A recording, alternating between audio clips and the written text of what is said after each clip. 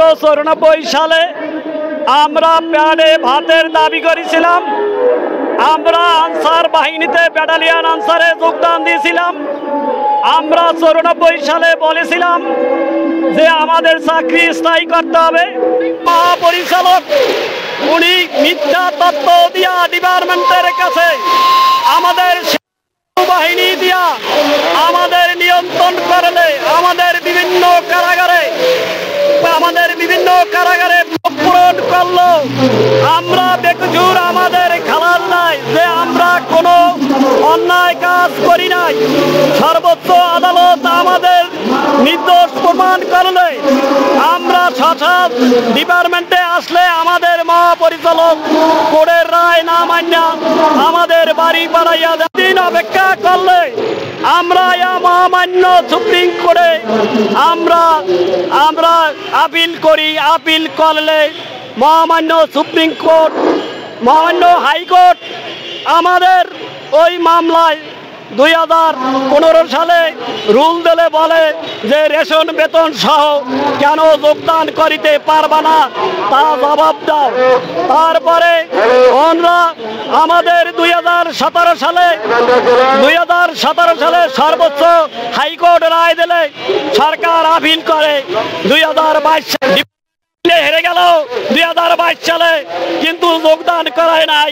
পৃথিবীর কোন ইতিহাসে আছে কোন কর্মচারীর বিরুদ্ধে যদি মামলা করে সেই মামলায় যদি ডিপার্টমেন্ট হারে যায় আবার কেন শাসা জায়গায় কর্মস্থলে যোগদান করায় না? আদালতের আইন কেন ডিজি মানে না? এই ইতিহাস আমরা জানি না।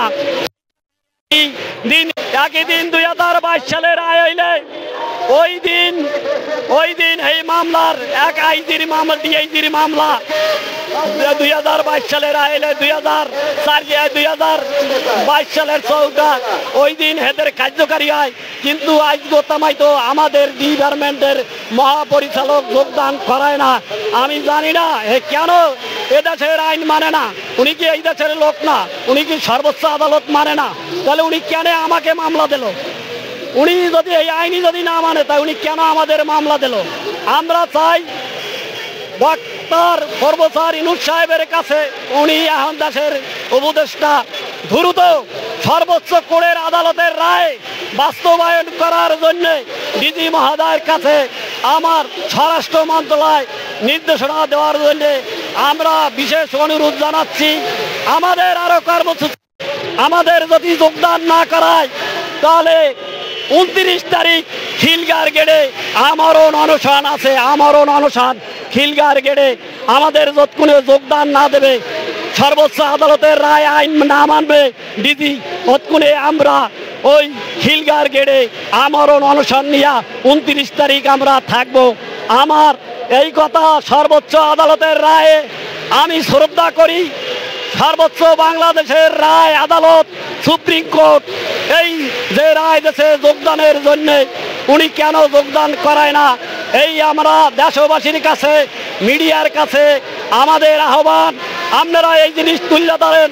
সর্বোচ্চ আইন রায় দেশে কেন উনি এই আইন মানে না?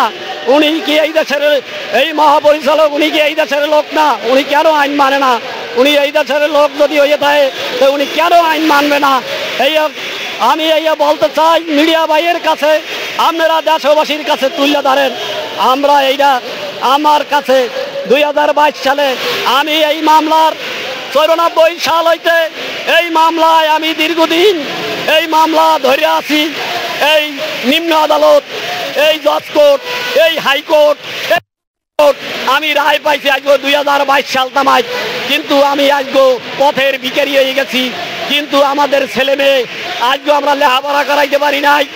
আজকে আমরা চাই সর্বোচ্চ আদালত আমার রায় দিয়েছে শাসা আমার ডিপার্টমেন্টে যোগদান করার জন্যে আমি এই মামলা চালাইয়াছি।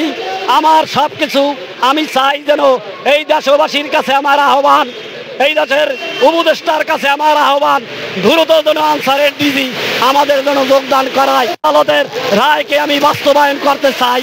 এই দেশের এর কাছে আমার আকুল আবেদন, যাতে আমি এই আইনের উপরে আমি শ্রদ্ধা রাখি। এই যে উনি যে আমাকে মামলা দিয়েছে, 13টা ধারা দিয়ে মামলা দিয়েছে, বলছে যে বিদ্রোহ করছে, যদি আমার ফাঁসি হইতে তাহলে উনি কি রক্ষা করতে আমারে? আমি তো আইনের উপরে শ্রদ্ধা, আইন দেখছে, প্রমাণ করছে আমরা কোনো অন্যায় করি নাই, আমরা কোনো কিছু করি নাই। সর্বোচ্চ কোর্ট সন্তুষ্ট হইয়া আজ সব আদালত, আইন, সর্বোচ্চ বাংলাদেশের সুপ্রিম কোর্ট সে আমাকে পূর্ণ বহালের ব্যবস্থা করছে। আরো বলছে আইনের কোনো আর বাধা নাই, কিন্তু উনি এই আইন মানে না। কেন মানে না? আনসারের ডিসি উনি কি এই দেশের মানুষ না? উনি কি এই আইনের মধ্যে না? উনি কি কর্মচারী না? উনি তো কর্মচারী। ওনার যদি চাকরিটা যাইতে তাহলে উনি মামলা করলে কোর্ট যদি ওনার রায় দিতে তাই উনি জয়েন করতে না। আর আমি যখন রায় পাইছি, হ্যাঁ দুইজন, আর হইলে মুজাম্মেল হক,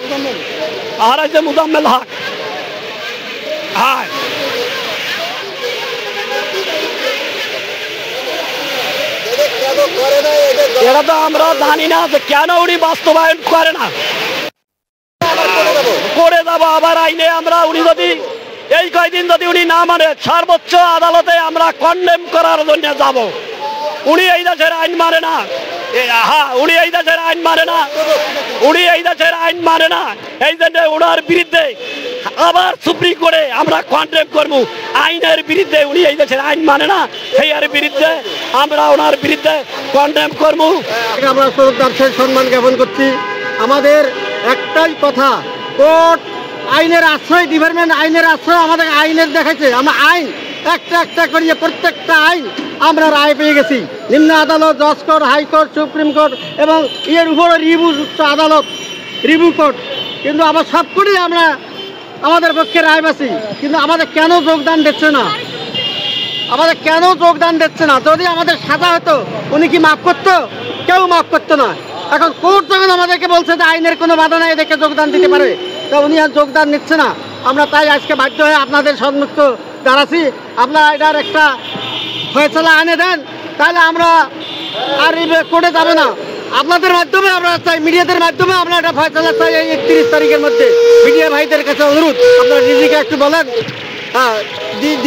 ডিজি সাহেবকে বলেন, উপদেষ্টা বলেন, স্বরাষ্ট্র মন্ত্রণালয় বলেন, আপনাদের এর একটা বিধি ব্যবস্থা আপনারা লেখেন, কি রেজাল্ট আসে তারপরে আমরা আইনের আশ্রয় নেব।